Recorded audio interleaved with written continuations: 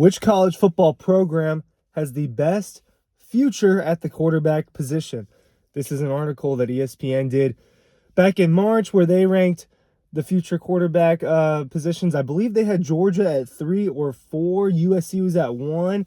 I want to revisit that conversation now that the Dogs have secured a commitment. If you missed it, I'm not breaking any news for you right now, but the Georgia Bulldogs got a commitment the other day from the number 1 overall, not just quarterback, but player in the 2024 class in quarterback, Dylan Raiola, the rising senior out of Arizona, a guy that's just getting all sorts of lofty comparisons to players like Patrick Mahomes.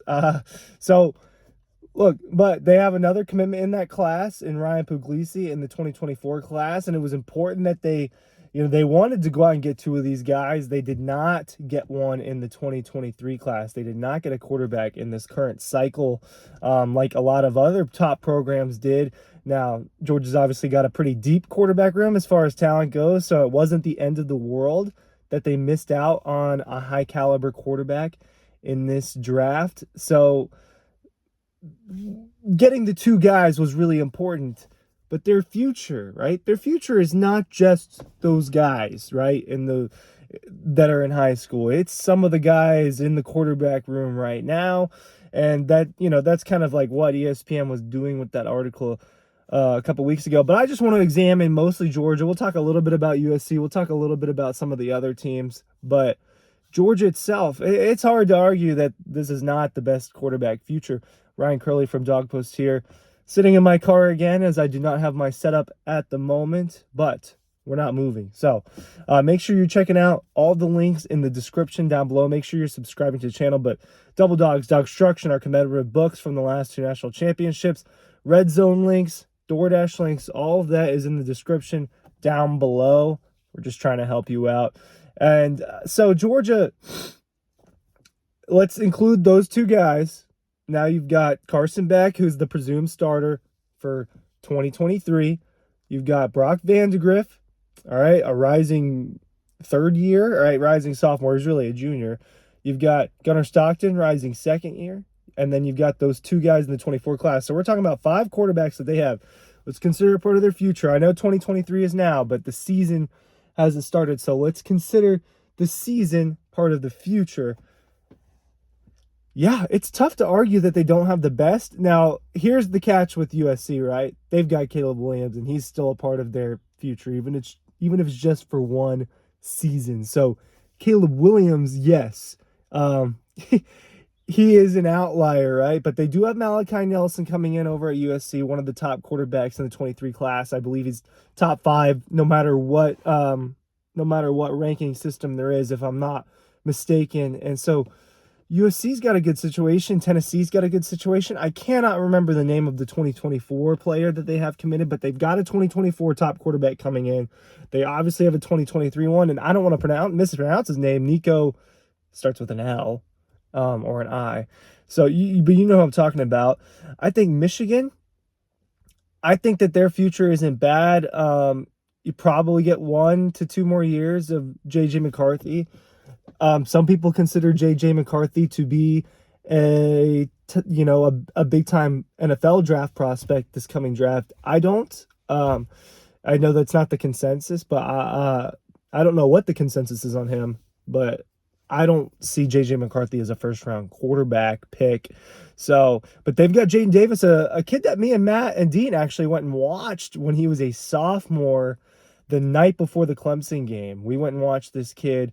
I don't believe he's at that school anymore, but we went and watched him in South Carolina, about 30 minutes south of Charlotte at this school. And I wasn't ultimately impressed with Jaden Davis when I went and watched him, but he was a sophomore. It was early in the season, too. It was probably game 2 or 3 at that point in his sophomore season. So he wasn't even halfway done with high school yet, right? At that point, he had maybe 10 or so high school games under his belt. I don't even know if he played his whole freshman year. He was small. He's bigger now. You could definitely see that the arm talent was there with him, but the decision making wasn't. But the dude was 15, right? So it's kind of hard to decide sometimes there. So if you just look at Georgia's Carson Beck, I'm not saying Carson Beck's better than Caleb Williams, Drake May, or any of these guys, but I think he's going to have a good year.